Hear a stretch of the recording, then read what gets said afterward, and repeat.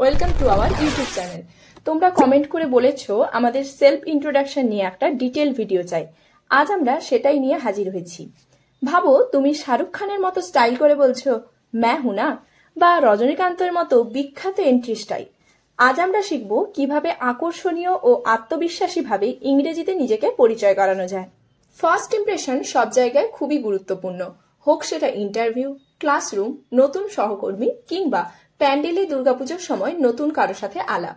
ঠিক যেমন 3 ইডিয়টসে প্রথম দিনেই বোঝা যায় কে র্যাঞ্চো, কে রাজু আর কে ফারহান। আবার শোলে মুভিতে প্রথম দৃশ্যেই গাব্বার সিং এর ব্যক্তিত্ব পরিষ্কার হয়ে যায়। একইভাবে তোমার পরিচয় যদি স্পষ্ট আর ইন্টারেস্টিং হয়, মানুষ তোমাকে মনে রাখবে। আর যদি হয় একদম ইংরেজিতে স্মার্টলি, তাহলে তো কথাই নেই। সেলফ ইন্ট্রোডাকশনের মোট 4টি ধাপ রয়েছে। নাম্বার 1, গ্রিটিং অ্যান্ড নেম, অর্থাৎ উষ্ণ সম্ভাষণ এবং নিজের নাম। For example, hello my name is, নিজের নাম বলবে। অথবা হাই আই এম, সেক্ষেত্রেও নিজের নাম।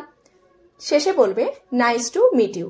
তবে এক্ষেত্রে মনে রাখতে হবে হাসি মুখে বলবে আর গলায় থাকবে উচ্ছ্বাস। নাম্বার 2, হু আর ইউ, অর্থাৎ তুমি কে বা তুমি কি করো। For example, I am a student at, সেক্ষেত্রে অ্যাট এর পর নিজের ইনস্টিটিউশনের নাম বলতে হবে। অথবা তুমি যদি কোনো কাজের সঙ্গে যুক্ত থাকো, সেক্ষেত্রে বলতে হবে আই ওয়ার্ক অ্যাজ আ, দিয়ে নিজের প্রফেশন বলবে। অ্যাট, যে কোম্পানিতে বা যার আন্ডারে কাজ করো ওনার নাম বা ওই কোম্পানির নাম মেনশন করতে হবে।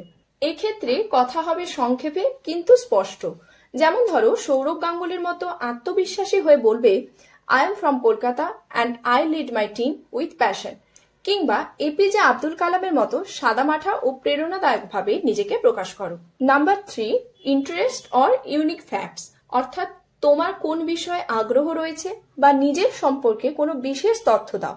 For example, I love playing cricket, I am passionate about Indian classical music, বা I am a huge fan of South Indian movies. এক্ষেত্রে তুমি এমন কিছু বলো যা তোমাকে অন্যদের থেকে আলাদা করবে। যেমন ধরো, I enjoy dancing to Gabra during Navaratri, বা I never miss an IPL match of my favorite team. Last এবং ফাইনাল স্টেপ হচ্ছে কনক্লুশন, অর্থাৎ ইন্ট্রোডাকশন শেষ করা। For example, that's a bit about me, I look forward to getting to know you. অর্থাৎ এক্ষেত্রে তুমি ধন্যবাদ দাও বা সামনের কথাবার্তার জন্য আগ্রহ প্রকাশ করো। যেমন ধরো, বলবে এইবার পুজোয় সবাই মিলে আড্ডা জমবে, I can't wait to learn more about you all. এতক্ষণ তোমাদের সামনে সেলফ ইন্ট্রোডাকশনের বিভিন্ন স্টেপ এবং এক্সাম্পল দিয়ে বোঝানোর চেষ্টা করলাম। এবার আমি নিজে একটা সেলফ ইন্ট্রোডাকশন দিয়ে তোমাদের সামনে তুলে ধরছি। সেখান থেকে আশা করি সেলফ ইন্ট্রোডাকশনের উপর পুরো ভিডিওটা তোমাদের কাছে ক্লিয়ার হয়ে যাবে। Hello, my name is ABC and I am currently studying at XYZ institution. I am a huge fan of Indian cinemas, especially Uttam Suchitra classics, and I never miss a Kolkata Knight Riders match during the IPL. In my spare time, I love exploring street food from Bhelpuri to Fuchka. That's me in a nutshell. Nice to meet you, and I hope we can have some amazing conversation. এইরকম ছোট্ট একটা স্পিচই তোমার ইন্ট্রোডাকশনকে আকর্ষণীয় করে তুলতে পারে। তবে self ইন্ট্রোডাকশনের সময় আমরা যে সমস্ত কমন ভুলগুলো করে থাকি সেগুলো আমাদেরকে মাথায় রাখতে হবে। অতিরিক্ত কথা বলা যাবে না, স্বল্প কথায় মূল পয়েন্টগুলো কভার করতে হবে। অতিরিক্ত ফর্মাল বা অতিরিক্ত ক্যাজুয়াল হওয়া যাবে না, নির্ভর করবে তুমি কার সাথে কথা বলছো তার উপর। চাপা স্বরে কথা বলা যাবে না, আত্মবিশ্বাসী এবং উচ্চারণ স্পষ্ট রেখে কথা বলতে হবে।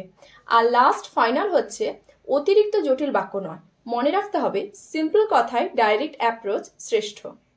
আশা করি আজকের ভিডিও তোমাদের কাজে লাগবে। আর একটা ছোট্ট অনুরোধ, কমেন্ট সেকশনে তোমাদের সবার ছোট্ট একটা ইংরেজি ইন্ট্রোডাকশন লিখে দাও, দেখি তোমরা কেমন করছো। ভিডিওটি ভালো লাগলে লাইক, শেয়ার আর সাবস্ক্রাইব করতে ভুলবে না। দেখা হবে পরের ভিডিওতে। অলওয়েজ রিমেম্বার, সহজ সাবলীল একটা ইন্ট্রোডাকশনই পারে তোমাকে আলাদাভাবে তুলে ধরতে।